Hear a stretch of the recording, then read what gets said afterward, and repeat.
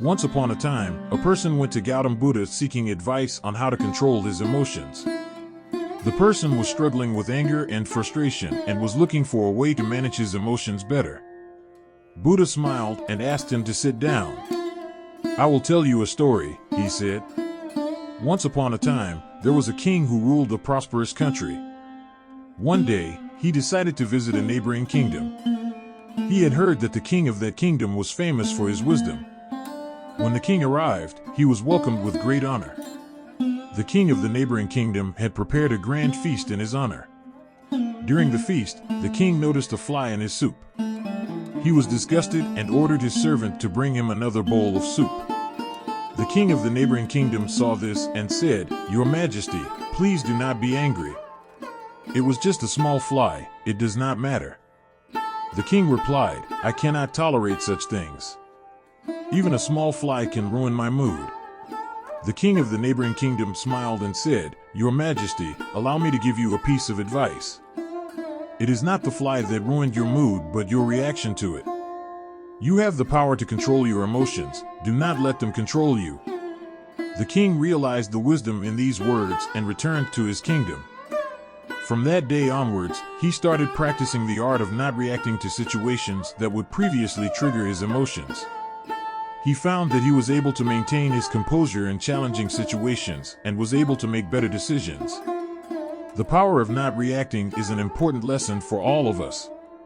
We often react to situations without thinking, which can lead to negative consequences. Reacting to situations with anger and frustration can damage our relationships with others and hinder our ability to make clear-headed decisions.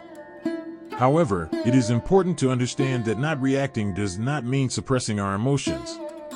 Emotions are a natural part of our human experience, and it is important to acknowledge them. Instead of reacting impulsively, we should take the time to process our emotions and respond in a thoughtful manner. In another part of the world, there lived a young man named Michael. He was a very emotional person and often reacted impulsively to situations that upset him. He would get angry and say hurtful things, leading to arguments and hurt feelings. One day, Michael decided to take control of his emotions. He knew that his impulsive reactions were causing more harm than good, and he wanted to change. He started practicing mindfulness and meditation, which helped him become more aware of his thoughts and emotions. He also started practicing the art of not reacting.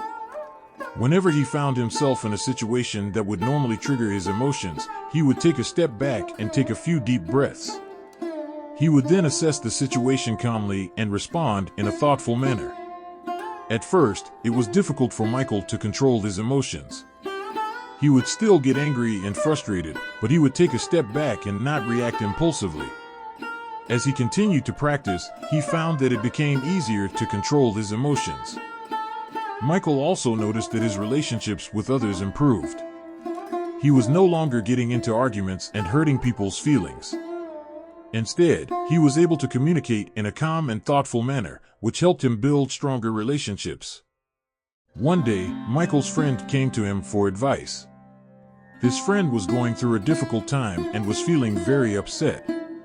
Michael listened to his friend's problems and offered words of comfort and support. His friend thanked him and said, "You always know just what to say.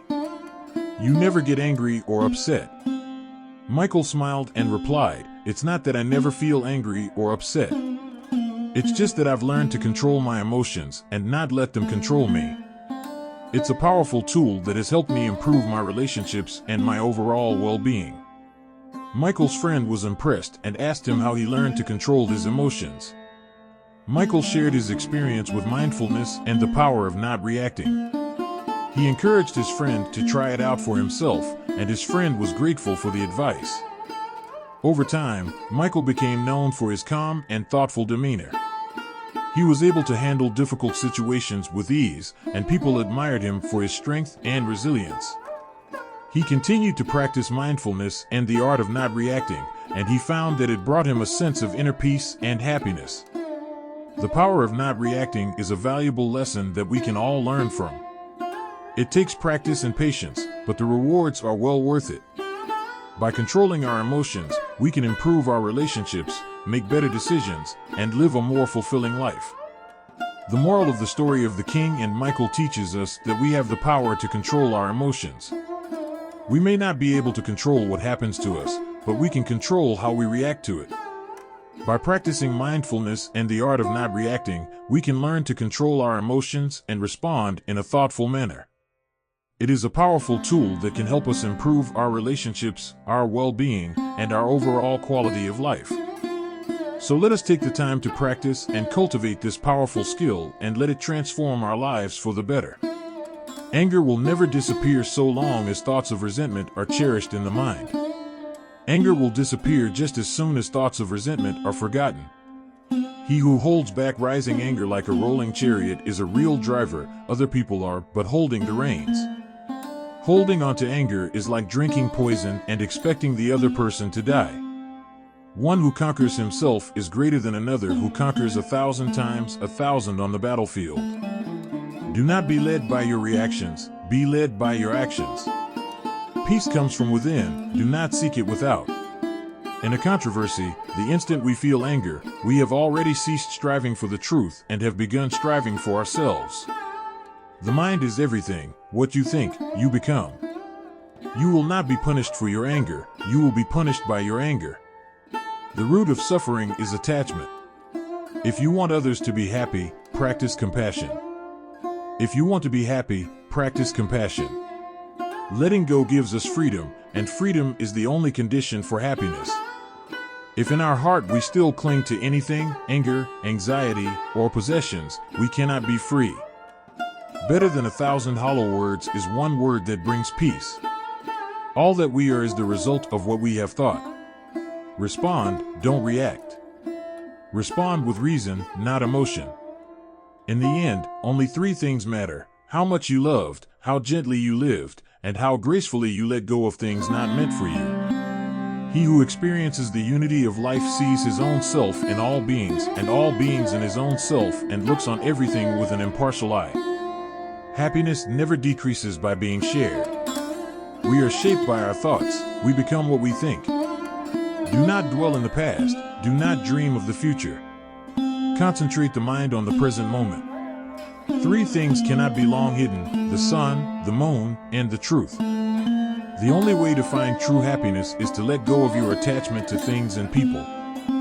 The mind is everything. What you think, you become.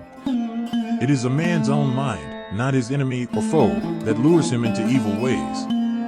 An idea that is developed and put into action is more important than an idea that exists only as an idea. There is no fire like passion. There is no shark like hatred. There is no snare like folly. There is no torrent like greed. What we think, we become. All that we are arises with our thoughts. With our thoughts, we make the world. If you want to fly, you have to give up what weighs you down. If you want to change the world, change yourself first. Happiness is not something ready-made. It comes from your own actions. The trouble is, you think you have time. The mind is like water. When it's turbulent, it's difficult to see. When it's calm, everything becomes clear. The tongue, like a sharp knife, kills without drawing blood. Do not seek to follow in the footsteps of the wise, seek what they sought. Purity or impurity depends on oneself. No one can purify another. Let us rise up and be thankful, for if we didn't learn a lot today, at least we learned a little. And if we didn't learn a little, at least we didn't get sick. And if we got sick, at least we didn't die. So let us all be thankful. The only real failure in life is not to be true to the best one knows. The past is already gone, the future is not yet here. There's only one moment for you to live. To be idle is a short road to death, and to be diligent is a way of life. Foolish people are idle, wise people are diligent. Hatred does not cease by hatred, but only by love. This is the eternal rule. Whatever a monk keeps pursuing with his thinking and pondering, that becomes the inclination of his awareness. Do not dwell in the past. Do not dream of the future. Concentrate the mind on the present moment. The mind is everything. What you think, you become. Do not look for a sanctuary in anyone except yourself. The only way to do great work is to love what you do. If you haven't found it yet, keep looking. Don't settle. As with all matters of the heart, you'll know when you find it. The greatest glory in living lies not in never falling, but in rising every time we fall. No one saves us but ourselves. No one can and no one may. We ourselves must walk the path.